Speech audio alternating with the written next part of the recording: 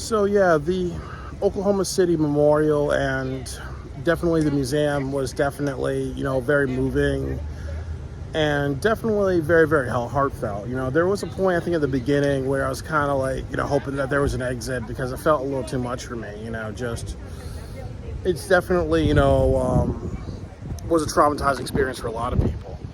But definitely the memorial is very beautiful. It honestly reminds me a lot of the Vietnam Memorial and other memorials that you would see in Washington D.C. Like they did a very, very beautiful job, and definitely it's very serene, very beautiful here.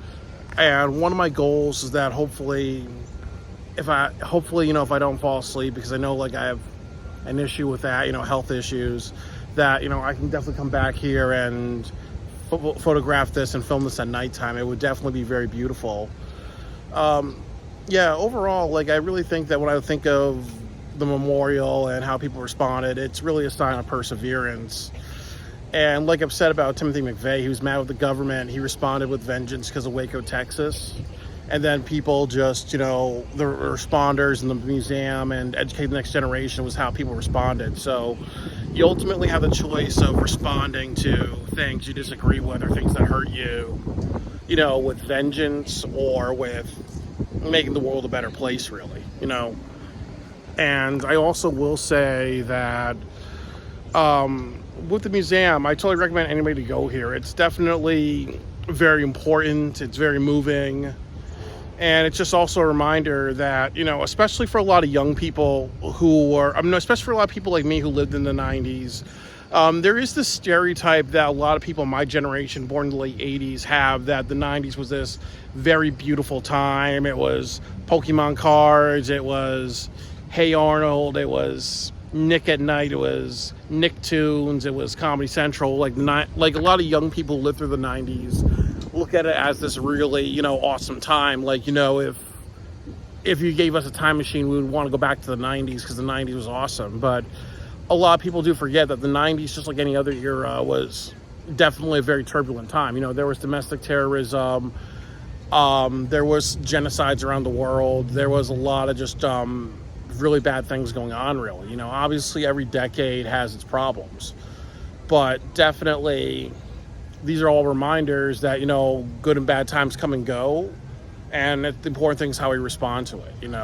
And I also feel like, as a filmmaker and a vlogger and somebody who's keeping my goal of traveling to all the states, definitely it made me realize that maybe, I wish that I could be like, an Oscar-winning director. Or when I did the 48-hour film project, I kind of wish that maybe I could be like a legend there. But maybe, as they say, there's Murphy's Law, where God has a different plan for you. And I think that maybe his plan for me is just to be this traveling vlog person, Like, as I said, there are plenty of people all over the world who will never ever come to Oklahoma.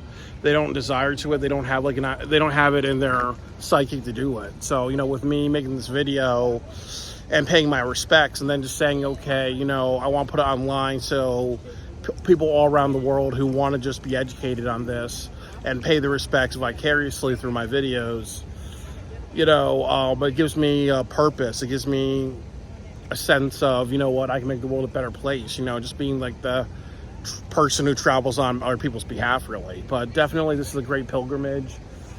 It means a lot to me because I remember seeing video footage of the Oklahoma City bombing when I was a kid, and I remember, my parents just telling me just to go to bed because they felt that was too intense. And then the other thing was, I remember how it upset my younger brother because he was born in Oklahoma City, and I got in touch with my biological father. I am adopted. I haven't heard back from him, but obviously somebody who was in the military at that time, how that definitely would have hurt a lot. That definitely has hurt a lot of military people, that one of their own actually caused this atrocity, So it does mean a lot to my family, and definitely it means a lot to, the families of the people who have actually lost people or survived with injuries or survived with trauma and other things like that, and just survived in general.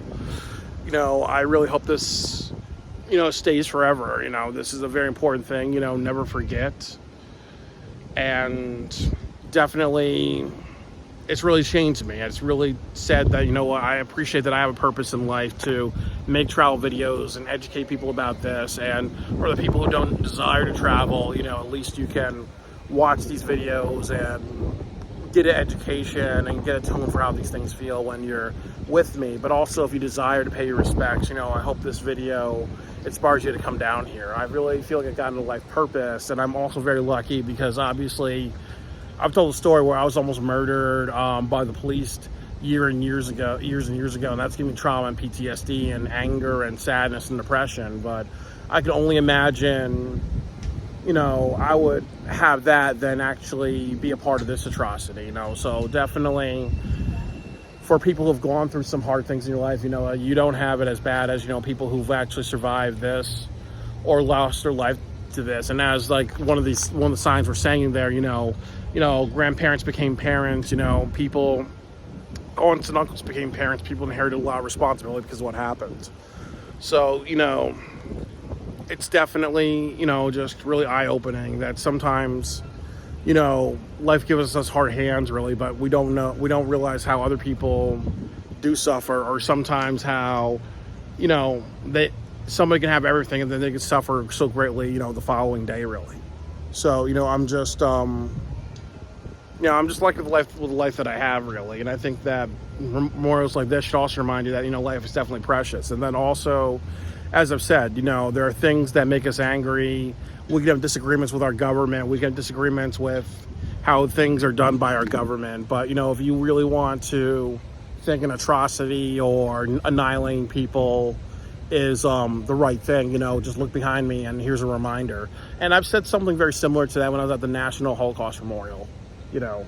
So, you know, if you want to just believe that annihilating people or destroying lives or destroying something is the best way to just get your feelings out, you know what, look behind me and see what happened. But if you want to learn from history and cause a difference, you know, let's look the other way and see that really, you know. So yeah, you know, life is about choices, you know. So, you know, definitely, you know, we live in this world. There's a lot of pain in this world. Let's make the world a better place. And let's always be reminded that, you know, violence is never the answer to solve your problem.